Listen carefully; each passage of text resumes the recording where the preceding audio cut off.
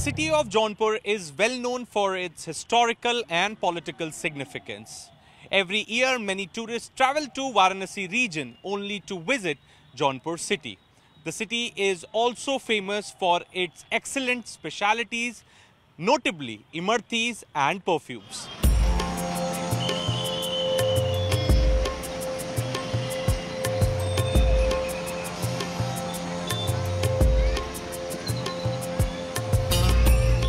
This time Battle of Jaunpur is very interesting as it has become a triangular fight where former Home Minister of Maharashtra Kripashankar Singh from BJP will take on veteran leader Babu Singh Kushwaha from Samajwadi Party and Sri Kala Reddy Singh, the wife of gangster turned politician Dhananjay Singh, is also emerging as a key challenger. Sir, सबसे पहले तो बताइए, महाराष्ट्र में गृह मंत्री थे, जौनपुर आके चुनाव लड़ रहे हैं। एक पूर्व आईएएस अधिकारी थे, वो लगे हुए थे लाइन में, उनका टिकट बोलने कटवा दिया। कहना धनंजय सिंह भी बीजेपी टिकट चाह रहे, उनका टिकट है। तो ये क्या संबंध है महाराष्ट्र की राजनीति, जिनको हमने विधानसभा में देखा महाराष्ट्र की, अब वो लोकसभा पहुंचेंगे यूपी के जौनपुर से। देखिए, जौनपुर उनकी जन्मस्थली है, सिराजे हिंद। जौनपुर जड़ें जो है वो भले मुंबई में महाराष्ट्र की राजनीति में थे, लेकिन उनकी गहरी जड़ें जौनपुर से उन्हें बहुत ही लगाव है। हमेशा जौनपुर के लिए ट्रेन की व्यवस्था, शिक्षा के लिए, स्वास्थ्य के लिए, और उनका कद इस समय का जो मौजूदा सियासत है बहुत ऊंचा है। और कृपाशंकर सिंह जी अपना जो सफर है वो बिल्कुल जमीन के आसन से आज राजनीति के ऊंचे सिंहासन पर विराजमान है। उनके नेतृत्व में हम सभी को ये लगता है कि जौनपुर का विकास होगा, यहाँ शिक्षा की व्यवस्था अच्छी होगी, स्वास्थ्य की व्यवस्था अच्छी होगी, और सबसे बड़ी बात है हमें अमित शाह, जेपी नड्डा जी और माननीय मोदी जी पर भरोसा है। ये बताइए कि श्री कला के आने से ऐसा लग रहा है थोड़ा मामला डगमगा गया। पहले लीड और मार्जिन अच्छी होने जा रही थी, लेकिन अब बता रहे हैं कि थोड़ा मामला फंस सकता है, जहां तक कृपाशंकर जी की बात है। नहीं, ऐसा कुछ नहीं है। ये खाली एक हवा है।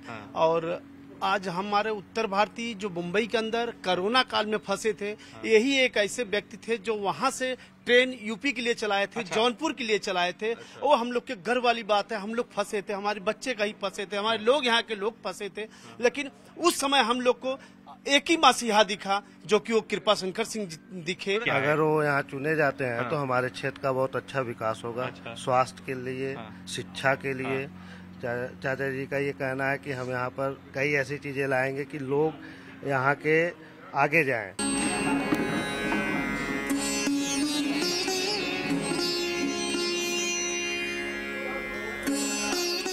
कृपाशंकर जी महाराष्ट्र में गृह मंत्री थे। महाराष्ट्र की राजनीति में लंबे अरसे तक इनका एक दबदबा रहा, मुंबई की राजनीति पे खास तौर पे। और आज हम कृपा जी आपका इंटरव्यू यहाँ पे जौनपुर में कर रहे हैं। अब जौनपुर से बीजेपी के प्रत्याशी है, बहुत लोग टिकट के लिए रेस में लगे थे। पहली लिस्ट में जौनपुर सीट अनाउंस करती भारतीय जनता पार्टी और कैंडिडेट होते कृपाशंकर से। ये क्या करिश्मा, क्या जादू आपने चला दिया पार्टी के शीर्ष नेतृत्व पे? गृह राज्य मंत्री महाराष्ट्र में था। हाँ। और गृह आ गया मैं। हाँ। वो तो मंत्री था। हाँ। मैं मेरे घर आ गया। हाँ। इतनी प्रसन्नता हुई है। हाँ। जैसे हर बच्चा माँ बाप को छोड़ करके कहीं जाता है, रोजी रोटी के लिए जाता है और कुछ करने के लिए जाता है, और जब घर लौटना होता है तो जो आनंद मिलता है, ये वही आनंद आज महसूस कर रहा हूँ। मन में एक बात थी कि राजनीति के माध्यम से मैं मुंबई महाराष्ट्र में, तो मुझे ईश्वर ने, बाबा भोलेनाथ ने कृपा से मिला। क्या गांव में ऐसा मिले, एक सोच तो थी, लेकिन वो पूरा हुआ। उम्मीदवारी दी। मैं तो आदरणीय नरेंद्र मोदी जी को और शीर्ष नेतृत्व हमारा जो भारतीय जनता पार्टी का है, और खास करके ये उन्होंने सोचा कि जौनपुर में कृपाशंकर जाएगा तो भारतीय जनता पार्टी के लिए काम करेगा, और भारतीय जनता पार्टी जो काम करेगा, मेरी बड़ी इच्छा यही है कि मुंबई में हर छठवां उत्तर भारतीय जौनपुर जनपद का है। हाँ। यहाँ कोई फैक्ट्री नहीं, यहाँ कोई इंडस्ट्री नहीं। ठीक है। मैं भी रोजी रोटी के लिए गया था। हाँ। ऐसे बहुत सारे कृपाशंकर वहाँ गए हैं। हाँ। और यहाँ उपजाऊ जमीन है, यहाँ पे है जमीन, इंफ्रास्ट्रक्चर है, क्यों नहीं यहाँ उद्योग लग सकता।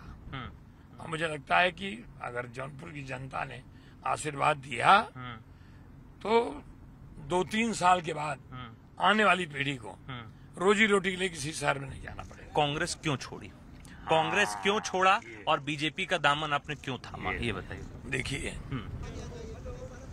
मेरी राजनीतिक पहचान कांग्रेस पार्टी से थी। मैं मंत्री बना कांग्रेस पार्टी के, उसमें बना 3 बार विधायक और 1 बार एमएलसी, यानी 20 साल मैं पार्टी के नेतृत्व में ही पार्टी के सिंबल पे चुनाव जीता। मुंबई का अध्यक्ष बना कांग्रेस का, पार्टी ने बना। 2 चीज मेरे मन में बहुत खटकती थी। एक, प्रभु रामचंद्र के प्राण प्रतिष्ठा को लेके, जन्म स्थल को लेकर के कोर्ट में कांग्रेस को नहीं जाना चाहिए था। जो कोर्ट पे उन्होंने एफिडेविट देके आप एफिडेविट दिया, और इतने वरिष्ठ मतलब विधानसभा के नेता और कपिल सिब्बल पूर्व केंद्रीय मंत्री, कानून मंत्री भी हैं, उनको ये सब देने की जरूरत नहीं थी। ठीक है। प्रभु राम एक आस्था के प्रतीक है, और ये सिर्फ हिंदुओं के तो है ही हैं, और लोगों के, भगवान राम जो है वो सिर्फ एक उसके नहीं है। ठीक है। और दूसरा आर्टिकल 370, पंडित जवाहरलाल नेहरू ने उस समय कहा था कि ये टेम्पररी है, अपनी मौत मरेगा। तो आर्टिकल 370 जिस दिन हटाया गया, उस दिन मैं भी टेलीविजन देख रहा था। मेरा मन बड़ा उत्साहित हो गया कि कश्मीर हमारे से, हम कहते थे कश्मीर हमारा मुकुट है, भारत का मुकुट है, कश्मीर हमारा, लेकिन मेरा होता नहीं था। उस दिन लगा कि आज कश्मीर हमारा हो गया। और उसी समय मैं देख रहा हूं, जिस कांग्रेस पार्टी में था, उस कांग्रेस पार्टी के लोगों ने विरोध किया। तो वो चीज आपको और तब इसके बाद आप ही जैसे पत्रकार मित्र मुझे इस पे प्रतिक्रिया लेना चाहे, मैंने कहा मैं धन्यवाद देता हूं, अभिनंदन करता हूं देश के आदरणीय प्रधानमंत्री को, और प्रधानमंत्री के नेतृत्व में लिया गया सरकार का फैसला, उसको मैं साधुवाद देता हूं। मल्लिकार्जुन खड़गे साहब जो अभी प्रदेश के अध्यक्ष हैं, उन्होंने कहा तुम पार्टी के खिलाफ क्यों बोलता, उसमें प्रभारी होते थे। मेरी बात सुनी नहीं गई, चिट्ठी लिखा और कई बार कहा कि जो आप जनमत ले लो, आर्टिकल 370 हटाए जाने का आप जो विरोध कर रहे हो, इससे कोई आपसे सहमत नहीं है। और मैं तो यहाँ तक कहता हूँ, आज कर रहा हूँ आपके माध्यम से, जिन जिन लोगों ने आर्टिकल 370 हटाए जाने का विरोध किया है, वो हिंदुस्तानी नहीं हो सकते। राहुल गांधी के लिए क्या कहना चाहिए? नहीं मैं कह सकता। मैं कुछ नहीं कहूँगा। कुछ नहीं कहेंगे? ना। राहुल गांधी कह रहे हैं बीजेपी 150 पे सिमट जाएगी। राहुल गांधी कह रहे हैं बीजेपी देश को बांटती है। राहुल गांधी कह रहे हैं ये लोकतंत्र बचाने का चुनाव है। राहुल गांधी कह रहे हैं कि ये देश का जो एक इंस्टीट्यूशन है उनको बचाने का चुनाव है। कृपाशंकर कुछ नहीं कहेंगे?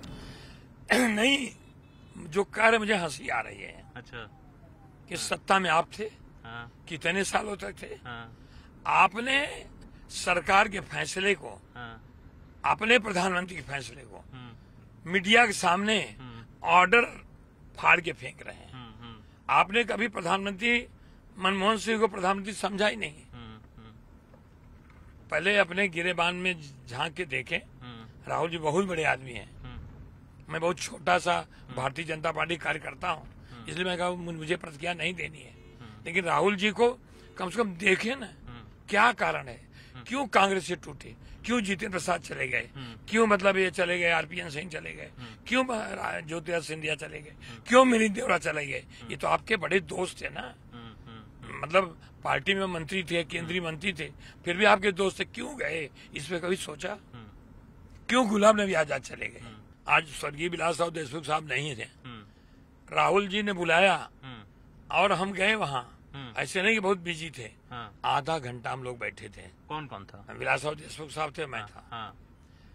आधे घंटे बाद बुलाए और हाँ और कैसे हैं विलास राव जी, सब ठीक है, अच्छा काम करिए, वो बना के नोट ये दे दीजिएगा, मैं बाद में देख लूंगा। अभी मैं कहना नहीं चाहूँगा, हेमंत बिस्वा शर्मा एक मजबूत कांग्रेस पार्टी के पिलर थे। ज्योतिरादित्य सिंधिया हो, जितेंद्र प्रसाद हो, मैं आरपीएन सिंह हूँ, मिलिंद देवरा हूँ, मतलब कितने के नाम गिनो आप देखे ना, कई लोगों ने। तो आप कह रहे हो कि आपको राहुल गांधी आधा घंटा बैठा है और कोई नहीं, सेटिस्फैक्टरी मुझे नहीं, मतलब विलास राव देशमुख जैसे व्यक्ति को, जो मुख्यमंत्री हैं, मुख्यमंत्री रहे हों, हाँ। अपने लिए उन्होंने कभी समझा नहीं कि मतलब ये पार्टी के लोग क्या है। ये उनको लगा कि जैसे एक होता है ना राजा, राजा घर में लोग आए हैं, अपनी अपनी बात कहीं चले जाएं, राजा के निर्णय तुमको मानना पड़ेगा, तुम्हारी एडवाइस को हम कभी सोचेंगे नहीं। ये सब बातें थी, ये फैक्ट है। मैं क्या बताऊं, मैं तो कभी पार्टी से रिजाइन सिर्फ एक इश्यू दिया, मैंने न तो आदरणीय सोनिया जी के खिलाफ, नहीं तो आदरणीय प्रियंका जी के खिलाफ, मैंने किसी के खिलाफ नहीं दिया, ठीक, और मैं देता भी नहीं हूँ। एक बढ़िया पिक्चर का गाना है कि जिस गली में तेरा घर न हो बालमा, उस गली से हमें अब गुजरना नहीं।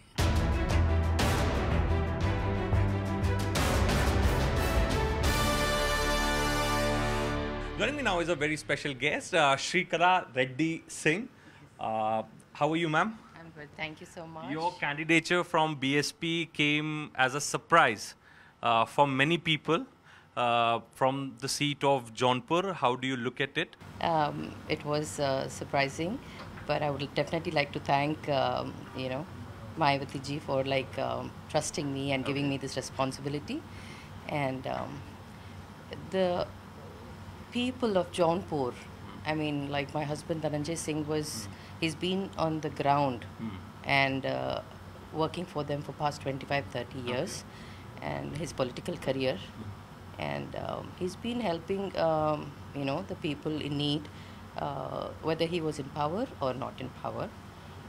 So the people were looking forward for this election, and Him as a candidate. Him as a candidate, and as a winning candidate too, because he was with them at the time of their need. Even at the time of COVID, we did a lot of service for the people around here, and not only here, people who are stuck in other cities and they couldn't come back to their hometown.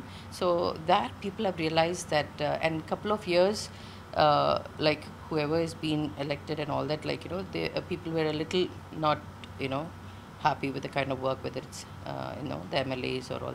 So so people this time they had made up their mind to elect him, and it was very unfortunate whatever happened, because and I believe. Do you think it's a Rajnitik Shadyantra, political conspiracy? See, must be. There are a lot of things that we can look into this matter, it could be that, and it could also be UP politics is they play a very serious game here, and then you have a lot of animosity and all that. BJP talks about women empowerment. Nari tu Narayani is a slogan given by Prime Minister Modi. How are you going to counter that? Okay, first thing, let me come to a point that last time also the sitting MP is also from our party, BSP here. So only one time Mr. BJP Yadav. won, Mr. Yeah. Yadav. Yeah. BJP won only once when the first time the Modi wave was there. But after that, Jaunpur has never won either the MLA or the. But last time SP was in alliance with you. Samajwadi Party was in alliance with BSP. Yeah, Samajwadi was, but this time instead of Samajwadi, it is Dhananjay Singh. Dhananjay Singh is sympathy wave is there. Sympathy is one factor which has been happening right now, but his work. And more than that, being a woman, I did a lot of work from past 2-3 years with my post. Jilla Panchayat Adhyaksh. Yes, and I did abundance work in lot That's of. a quite influential office. Yes, Yeah. and also this is a big one of the biggest districts in Uttar Pradesh, and I did lot of work, and people have actually recognized that work, and people have realized that I've being a woman, and I supported a lot of women causes. Like there were roads which were not being laid for last 40 years in some of the villages, and when I went there, people were complaining about because You got those roads. yes. So that's one of the thing, and I being a local here. Other two candidates they don't belong to Jaunpur, and me being Dhananjay Singh's wife, that's another factor. And Bahu of Jaunpur. That's Bahu your of plan. Jaunpur, and I'm connected to people.